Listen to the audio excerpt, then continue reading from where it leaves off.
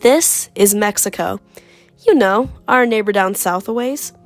Unfortunately, in recent years, Mexico has been facing a backsliding of democratic norms.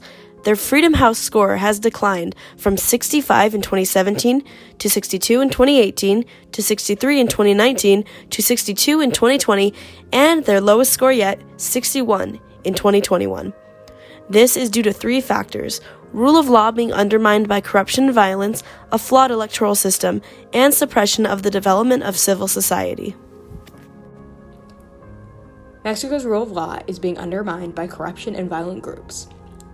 One of the most prominent examples of this is the case of the missing 43. In both 2015 and 2020, new evidence came to light that further disproved the original investigation and government story of what occurred.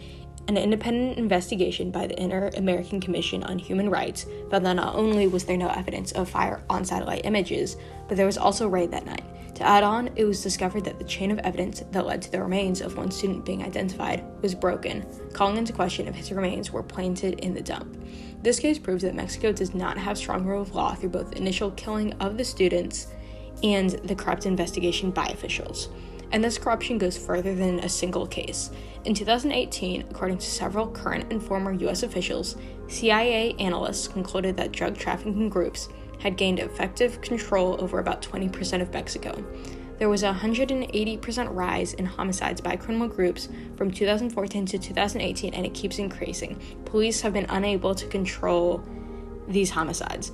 Mexico's government does not have a monopoly of force within its borders or a strong rule of law, and has been moving further away from this, suggesting that they are not becoming a consolidated democracy. The electoral system in Mexico has historically been and continues to be extremely flawed. On June 8, 2021, the United Nations Human Rights Office of the High Commissioner released a statement calling for peace and an investigation into the killings and human rights violations in the run-up to the midterm elections, as well as polling day itself. The BBC reports that a severed head was lobbed into a polling station and 5 workers were killed on the eve of the vote. UN and OAS human rights experts state that there have been at least 250 political murders since last September. This includes at least 89 politicians and 35 candidates, as well as their relatives, journalists, and non-political civil servants. To add on, there were over 780 other politically motivated attacks against politicians, leading to many candidates dropping out due to fear for their lives. These pieces of evidence display the large-scale violence associated with elections and how damaging that is to long-run development of democratic norms within Mexico's government. And the corruption continues, even on a less dramatic scale. Vote buying, ballot stealing, and misuse of public funds were all reported during the 2018 presidential election, both on the small and large scale. Even in cases where this is disproved, however, the suspicion of an illegitimate election makes it less likely that the opposition voters would show up and actually vote. It's like being a Republican in California. If there's no chance of your favorite candidate winning, why would you vote at all? Civil society in Mexico faces obstacles to development, limiting Mexican citizens' ability to effect meaningful change, despite widespread protests for systemic reform. The government's inability to protect citizens from cartels has made Mexico unsafe for many activists, particularly from indigenous and environmental groups.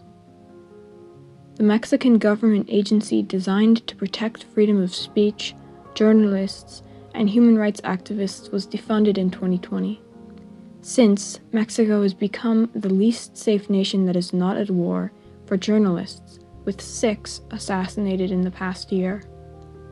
Alongside accusations of government spying on non-governmental organizations, documented bribery and corruption within the justice system, and the growing list of missing persons that have disappeared, over 73,000 people have made citizens wary of organizing.